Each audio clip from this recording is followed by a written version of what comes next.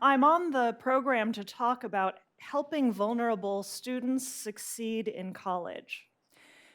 But I want to flip the story to ask instead how we can help vulnerable colleges succeed in educating their students.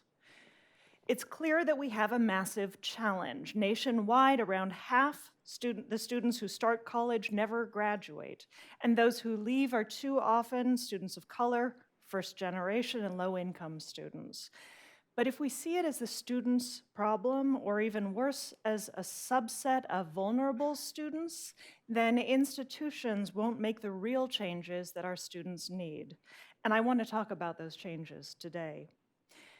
But I want to start with what might seem like a detour. I flew in from California, and on the flight out, I read Louis Manann's New Yorker review of the meritocracy trap.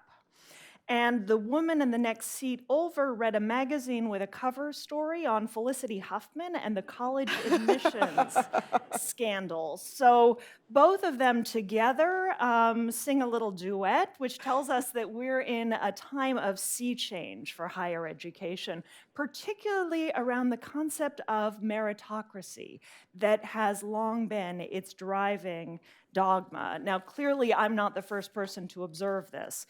The term meritocracy has been getting a lot of attention, and the debates are sometimes heated and can be extremely personal.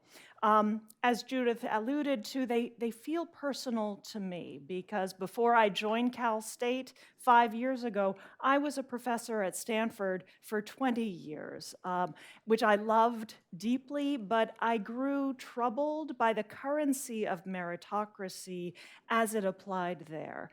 Meritocracy has had many definitions, but I understand it as this, quite simply, the belief that the benefits of higher education are a limited good that should be reserved for the deserving few, those with merit, while those who lack merit are somehow unworthy of them.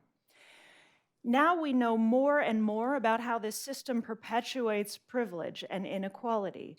But in my experience, it was as elemental and invisible as oxygen. I left Stanford when I fell in love with the Cal State system, whose mission is avowedly egalitarian and democratic at its heart. It's a mission that inspires me every day. But even we aren't immune from the spell of meritocracy. In fact, it's written into our very foundation in ways that are maybe even more insidious. Because while selective institutions admit far fewer students, they apply a filter at the front end, at admissions, whereas broad access institutions who admit most of our applicants filter them out after they enroll. We see this in our year-to-year attrition and our low graduation rates. Now, at the time of our founding, this didn't shock anyone. In fact, it was acknowledged fairly openly that it was a good idea that over half of our students wouldn't graduate. In 1960, the same year that the California Master Plan created the Cal State system, sociologist Burton Clark explained that for most of our students, and I'm going to quote because otherwise you won't believe me, failure is inevitable and structured, he says, taking place, this is a quote again, within the college instead of at the edge, like it does through selective admissions at elite universities. He called this matter-of-factly a cooling out process. He said it was designed to disengage students from their goals and make them see that they weren't college material.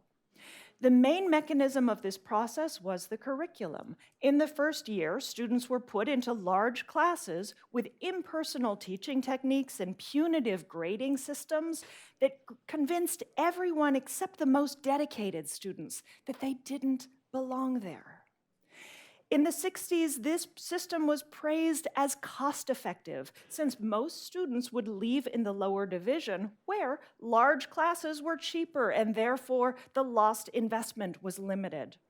This explained our funding model. The CSU is funded much less on a per-student basis than the more selective University of California because so many of our students were expected to drop out. In other words, when students at campuses like ours don't stay and graduate, it isn't because the institutions aren't working, but because they're working exactly the way they were designed to work. We could call this a kind of stealth meritocracy because it also filters the worthy students from the unworthy students. But it does so in a way that makes students think that they're the problem. That's why I don't like to talk about vulnerable students, because the problem is ours, at our core. So we've come away since the 1960s. In California, we now realize that college isn't a limited good and that we need more college graduates, around 1 million more by 2025. Campuses see high attrition and low graduation as broken promises, and they see the loss of students of color and low-income students as an institutional problem, not as confirmation that these students didn't belong there in the first place. There's also a significant industry which is trying to convince campuses like mine that student success is just about buying the right products, whether this is nudges that are sent by text or remote peer mentoring by subscription. Now, I want to make it clear, some of these make good contributions, but they approach the problem from the edges, while we need to tackle it at its core where it starts, and that's the curriculum. Now, this is where San Francisco State's relationship with Teagle began. I was new in my job at San Francisco State 5 years ago when I reached out to Judith Shapiro with an idea about a large-scale project around curriculum redesign, which was the focus of Teagle's new initiative. As the call for proposals put it, curriculum is the core of our enterprise, but it's also in many ways the least intentionally designed. At our campus, students face many challenges and barriers to success, but the greatest, they tell us, is the curriculum itself. They don't know what classes to take, or if they do, they can't get into them, or if they can, they don't know why they have to take them, and too often they become disengaged or fail and leave. With Teagle's help and with the hard work of a very dedicated team of faculty and administrators, we wanted to see if we could redesign curriculum to help students succeed. We got the grant. Thank you. In the end, 43 academic programs have revised their curricula with an explicit goal of dismantling curricular barriers to student success and helping students progress and graduate. Since we started 5 years ago, our graduation rate has risen almost 10 points, and the original project has now expanded to include 6 other CSU campuses, thanks to funding from Teagle, also from College Futures and the Chancellor's Office.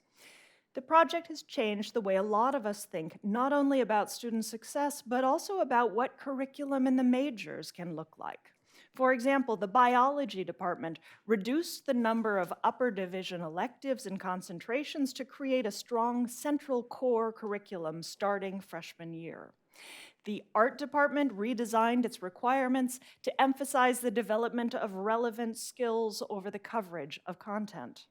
Communication Studies reworked some of its most successful upper division classes into entry-level classes to engage lower division students. Over 43 programs took student learning as their starting point, and from there ended up reinvigorating and even reinventing their majors. In 1960, the curriculum was designed to disengage students from their goals and to persuade all but a few that they didn't belong. With Teagle's help, we're rewriting the picture by curricula designed to lift students up rather than filter them out. Rebecca Solnit, a San Francisco State alum, describes democracy as a model of reality in which everyone matters. This is what we need for higher education. In place of a meritocracy that reserves its benefits for a privileged few, let's hope for a truly democratic higher education. San Francisco State has been deeply proud to partner with Teagle in making it happen. That was good. Thank you so much, David.